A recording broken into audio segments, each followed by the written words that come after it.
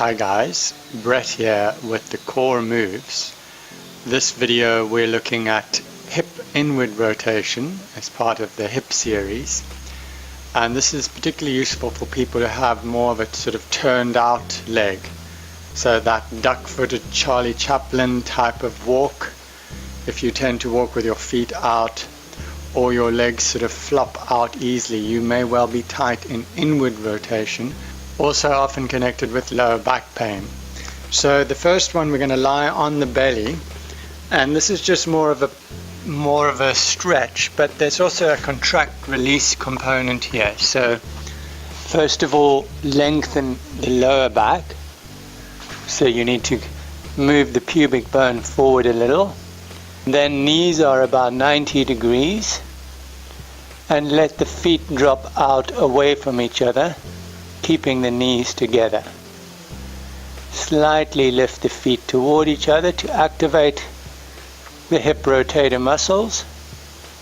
Release, let the feet drop away. Slightly lift the feet toward each other. Release, let the feet drop away. One more time, slightly lift the feet toward each other. Release, let the feet drop away. Then coming onto your back, take a bit of height under your head if you need it. Feet a little bit wider than hip width apart for this one, and just warming up the hips by doing a windshield wiper action of the legs. So the knees are dropping from side to side.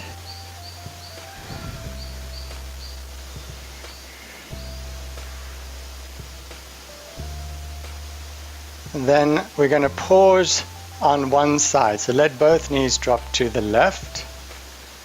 And first of all, in this position, try to drop your front ribs down and let the right hip become heavy. If you're still comfortable there, you can take the arms up overhead, which increases that stretch through the inside of the right hip.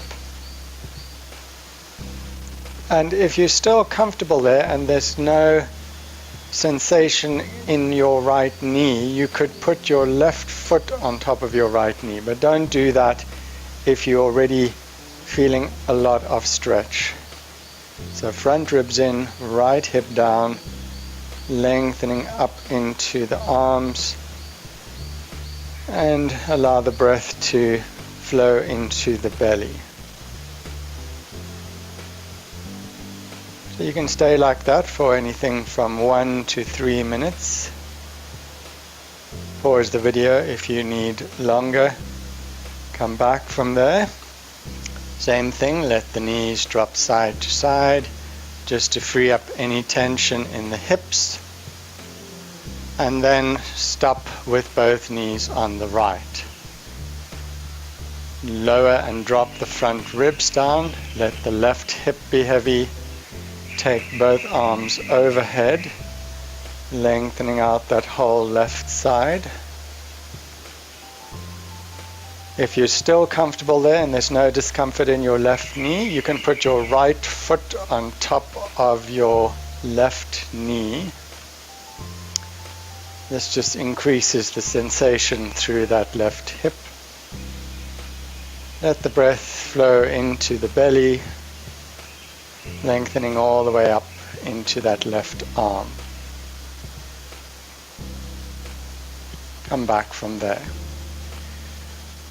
The next one, you'll need a block or a hard-covered book. So something like this. It can be a little bit more, but you don't need a lot of height actually. I find that releasing the inside of the hip works better if you don't overdo it.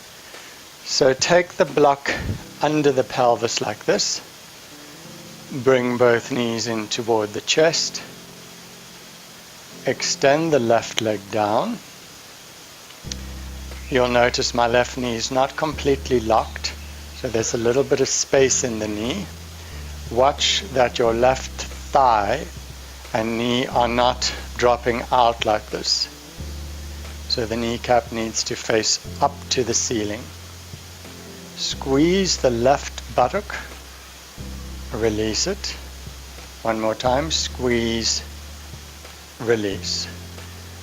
Take the left arm up, make the left heel light. So like you're about to lift that heel, but not quite lifting it. Reach up into the left index finger, down into the left heel. Take a breath into the belly.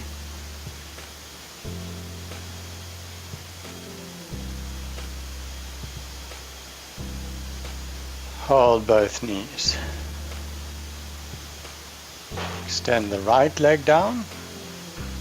Squeeze the right buttock. Release.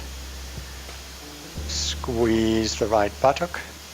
Release. Again, make sure the right knee is facing straight up, not turning out to the right. Right arm up. Lengthen down into the right heel, up into the right index finger. Make that right heel light, like you're about to lift it. Take a breath into the belly.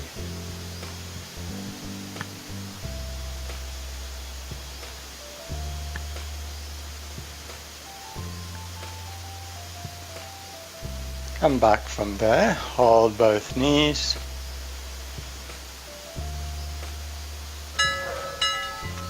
And to finish off, for inward rotation of the hips, we're going to take the feet slightly wider than hip width again. This time let your knees drop in toward each other.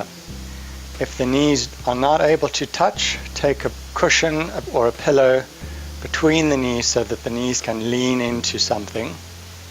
This is known as the constructive rest position for the psoas muscle. So in this position you want to allow your lower back to soften, to relax, allow the belly to relax. Try not to be holding any tension in the belly.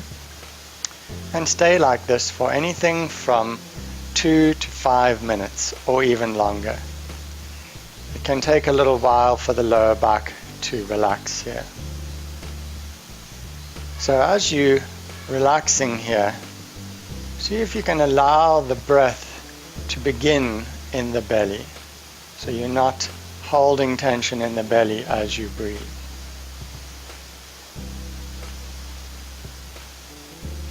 It's a good practice just to get familiar with beginning the breath in the belly and then moving it up, rather than holding tension there and expanding in the chest. Many of us hold a lot of tension in our belly. This is not a useful thing for the diaphragm. It kind of turns off the diaphragm. So those are 3 or 4 different positions for inward rotation of the hips. Thanks for joining me, and namaste.